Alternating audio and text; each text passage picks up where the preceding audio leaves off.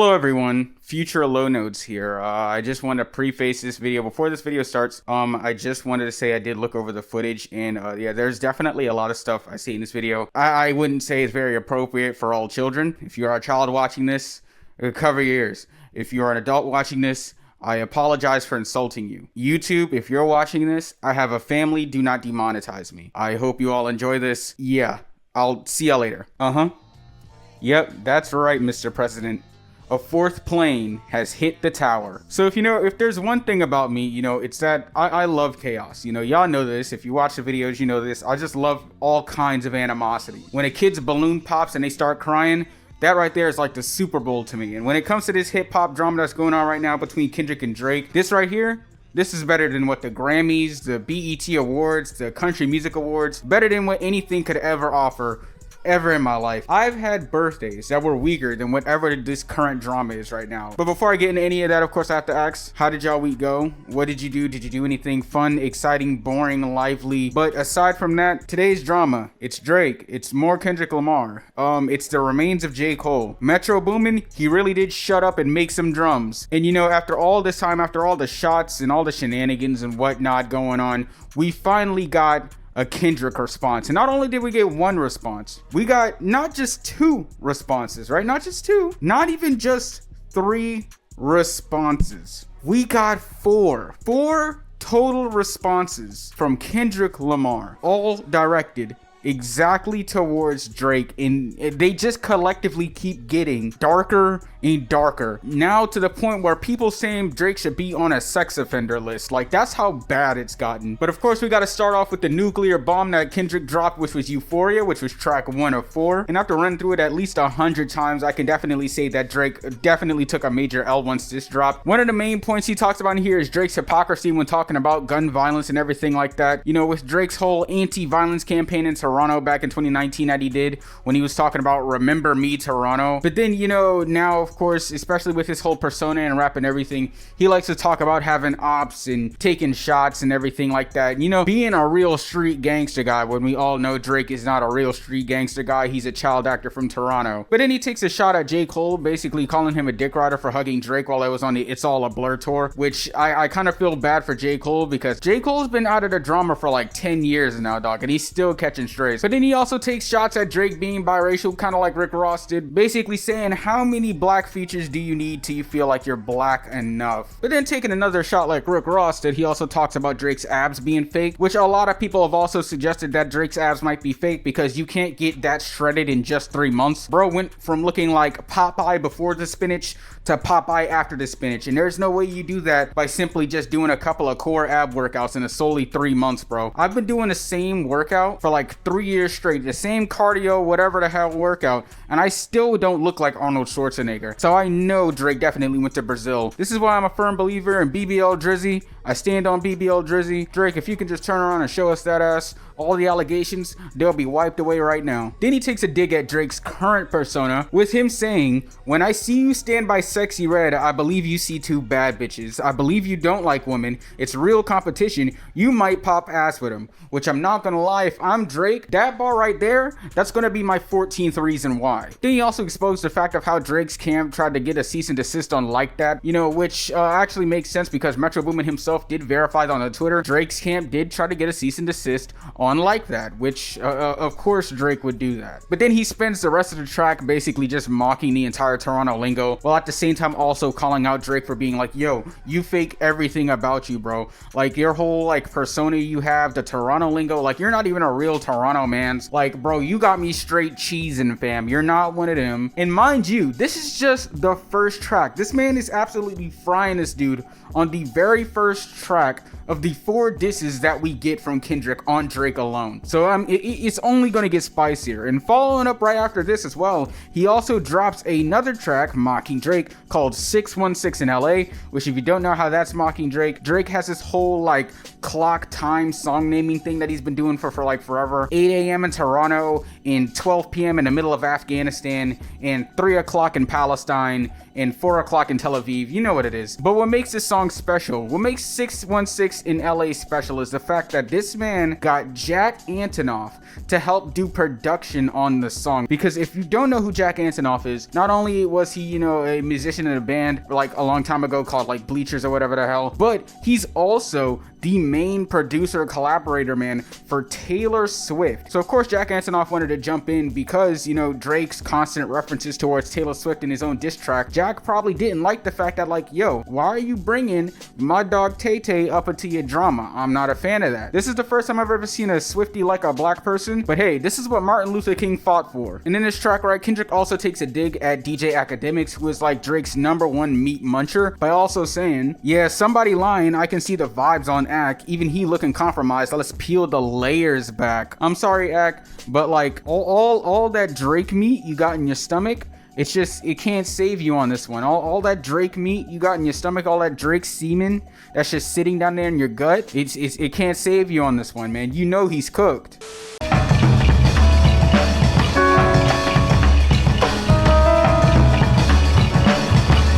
And he also references, which is like, this is like a bomb right here, but he also talks about how Drake might have a leaker in his camp that's been giving out info to people who don't like Drake, because a lot of people in Drake's camp also don't like Drake. Which also kind of makes sense, because if you think about the whole OVO thing and how Drake treats a lot of his OVO artists and collaborators and whatever the hell, he's kind of a dick and doesn't really promote a lot of them. And he doesn't really promote like a lot of Toronto talent anyways, unless it's for his own personal benefit. A lot of people suspected it's 40, who is Drake's main producer, because it was also hinted that he actually gave the info of Drake even having a kid to Pusha T. They're also thinking that 40 might have just gave the info to Kendrick Lamar about a whole lot of dirt just to kind of put Drake in the dirt. We gotta keep moving forward, because the next one, we finally get to hear Drake's side of the story, and I also kind of want to get through that quickly because that shit was kind of weak anyways. But we finally get a response from Drake with Family Matters, with J. Cole once again catching strays with the line, and Cole losing sleep on this, it ain't me. Like, it once again, it's killing me, because J. Cole has not said a word,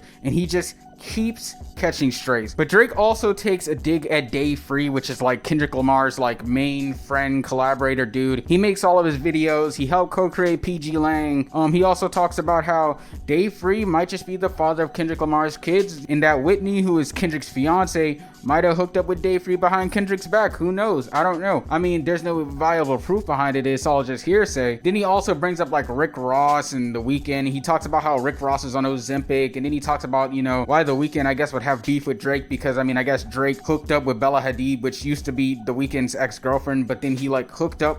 It's convoluted relationship shit that I don't care about, because I'm not rich and I don't get bitches. And then in the end, he also makes allegations that Kendrick Lamar was physically abusive to his fiance Whitney, which once again, it has no proof, but if it is true, that kind of takes this beef to a whole new lower level that I kind of don't want to go. But while that track was cool and all, or whatever, I mean, I don't know, I thought it was kind of ass, it was kind of lame, I'm gonna be honest, it was very Drake-esque. But what I will say is that if there's one man that was prepared, it was definitely Kendrick Lamar, because literally, not even like an hour later, this dude drops another diss track, and this time, he's coming in hot with Meet the Grams, which is probably the worst expose piece on Drake out there, just taking shots at everything about his identity, everything just about all his secrets, what he's hiding. I mean, he literally just put out a Pusha T level diss on him. I mean, as Pusha T said, you are hiding a child. Kendrick Lamar is also saying, you are hiding a child. And we're not talking Adonis. So to start it off, he brings up Adonis into the mix, basically telling him not to be like a code switching,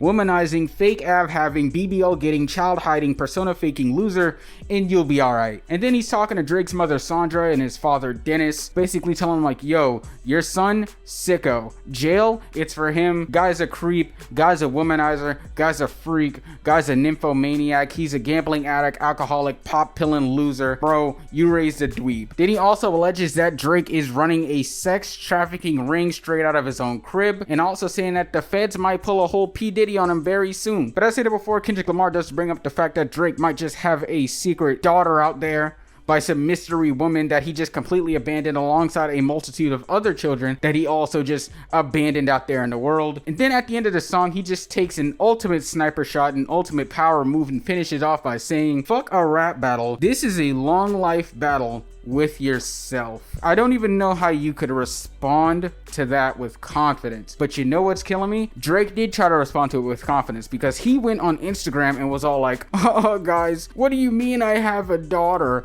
Yo, could somebody go find my daughter? I don't have a daughter. This man Kendrick's crazy. Maybe it's the Ozempic. This man just called you a sex trafficking predator, bro. You have nothing on that, bro. He won't even acknowledge, even still now, after all these diss tracks and everything, he still won't acknowledge the fact that, like, bro, you are a sex trafficking predator. You were probably hanging out with Epstein. And then, you know what kills me, all right? In the end, just when you thought that Kendrick was done with the beef, just when you thought it was all over, this man drops another back-to-back diss track right afterwards. We got 3 Kendrick diss tracks in a matter of 30 hours, and this time he comes through with Not Like Us, and the cover art for this absolutely kills me, because you're gonna see right, this man literally put up Drake's whole crib, and then all the little pings that's up there, right? Those are like the sex offender pings for when there's like a sex offender nearby. This man is absolutely dogging Drake and dogging OVO. He's shooting like he's literally making it known that, yo, this Toronto man's right here, he's a straight creep. And lo and behold, when looking through the lyrics, listening to the song, what does Kendrick Lamar bring up? The fact that Drake is a predator, with him saying, hey Drake, I heard you like I'm young, and to any bitch that talk to him and they in love, just make sure you hide your little sister from him. And then he also has my favorite bar in the song. You already know what it is, you already heard it all over social media, man. Why you trolling like a bitch? Ain't you tired? Trying to strike a chord and it's probably A minor. I think what I like so much about the song is the fact that it's just layered with so many punchlines, man. It's like listening to like an old Lil Wayne song, man. At one point he says, what is OVO for? Other vaginal options. And then he also says, roll they ass up like a pack of za. Like, Drake, you can't come back. He's like, bro, he made an anthem about you being a predator and it went hard. He also calls Drake out once again for being a culture vulture, basically saying that he only linked up with Future and Lil Baby, Quavo, 2 Chainz, and Young Thug and whatever, just so he could try and feel validated and whatever in hood culture and hip hop or whatever, you know, try and make himself seem a little bit more cool, which I guess makes sense because, you know, when you look at Drake's career, he's definitely somebody who will kind of bounce around with anybody if it means validating himself. But then he also drops once again another absolutely nuclear sized bomb on Drake, with him saying, you run to Atlanta when you need a few dollars. No, you not a colleague, you a fucking colonizer. That's the 14th reason right there. That's it. If I'm Drake, bro, the top of my mansion, it just became a trampoline and there's no bottom to it. Drake, you got like $1 billion.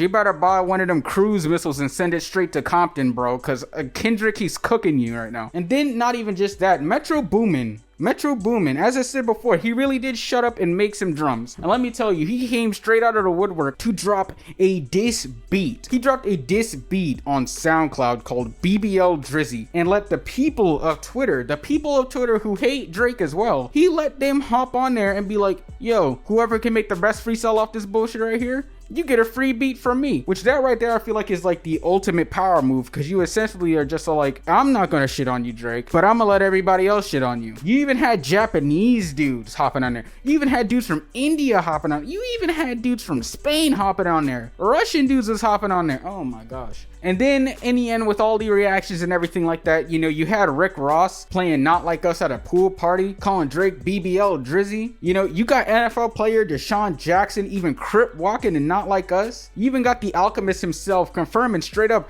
yeah, I produced a track, Meet the Grams. Like, oh my gosh, man. It's like everybody versus Drake, and this right here is absolutely beautiful. I love when Canadians fail. Nothing against you guys, but you need to just stop. Just doing everything. Stop. You guys put milk in a bag. Like, I just want to see you fail. All right, everybody. Future LowNotes back again here, right? With some news for y'all. All right, so while the 4th plane did hit its tower, I will say that Air Drake did not hit the tower. I repeat, Air Drake missed the tower. So as I went to sleep, having my good ZZ good night, I woke up to something that kind of threw me off kilter. And not only because, great, now I have more video editing to do, but also the fact of this shit was kind of ass. And I'm talking about the new Drake response that dropped last night called The Heart Part 6, which of course is meant to be a play on the whole The Heart series from Kendrick Lamar that he does before like every album or whatever the hell. If you think that Drake would be on the same caliber as any of the Kendrick Lamar The Hearts, you are sorely mistaken. This shit sucked ass.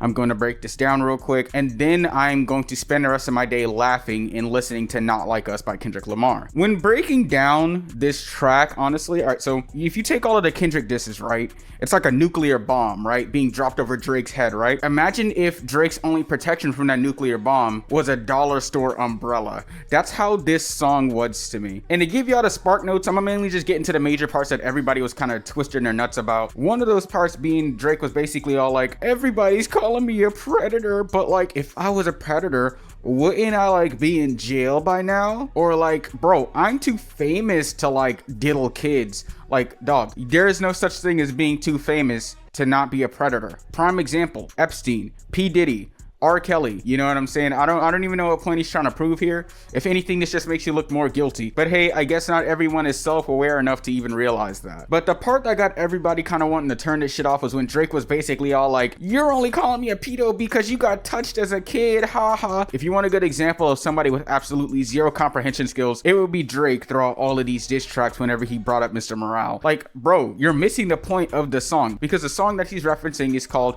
Mother I Sober, in which it's about Kendrick Lamar and his mother who was sexually abused, and it's basically Kendrick Lamar being pressured as a kid, being talked about if he was like, you know, sexually abused as a child, and how even whether it be true or not true, you know, the trauma that kind of layered over his head and everything like that, you know, and how it kind of had an effect on him. But of course, I guess Drake wouldn't understand something like that, because, you know, when it comes to Drake's perspective, the only thing that requires 100% of his attention span is diddling kids. I just want to say this real quick, y'all. If I end up missing after this video, blame Drake. Drake probably did it. But then again, no, Drake probably wouldn't even take me out, because let's be honest, he's a pussy. Yo, holy shit, yo, OVO is gonna take this video down so fucking quick, dude. Oh my gosh. And another thing that kind of threw people off was when this man with Drake was all like, actually, I predicted everything. The leaks, they're fake. We orchestrated all of it and it's all fake news. And it's like, bro. If you really orchestrated this, you would have been a little bit more prepared instead of just letting these diss tracks of Kendrick just straight up dog walking your ass. Just let these hoes sit for like 2-3 days straight until you actually have a response. You would have been a little bit more prepared. He also calls himself like a general or whatever on some like lyrical, spiritual, miracle, whatever the hell bullshit, right? Which is funny to me because it's like, first off, Drake, you're not like that. I don't know how many times this needs to be said, but also it's like, bro, if you're like the general of some war of rap beef, then I'm the capitalist war profiteer who's laughing while counting his cash while the country of OVO gets bombed into smithereens. And then what also killed a lot of people and definitely had me rolling and dying and laughing, like he went on some like weird speech rant shit where he was all like, dude, this is why like you need to get real news, bro. Like we orchestrated all of it, bro. I'm glad I got you out of your hole to finally drop some music, bro. You know, that last one, it was kind of good, but only if it actually had like not fake news on it, bro. Like it was so corny and it was so dumb and it was such a coward way to back out of the beef. Like I thought J. Cole took a pretty major L when he backed out the way he did, but Drake, dude, you should have just not dropped at all if this is how you were going to try and pull out of the beef. Yeah, like, see, this is why I shit on Canadians, bro. This is my problem with Canadians right here, man. They just don't take shit seriously because they got that dumbass accent. But yeah, Drake sucks, Toronto sucks, Canada sucks, the Blue Jays suck, Justin Trudeau sucks, the Raptors suck, and Quebec sucks the most because those bastards speak French. I'm going to spend the rest of this day editing this video.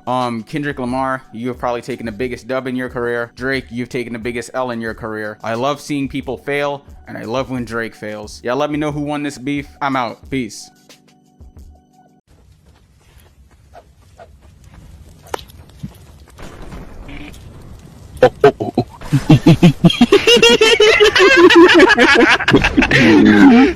I don't know what's gonna happen, but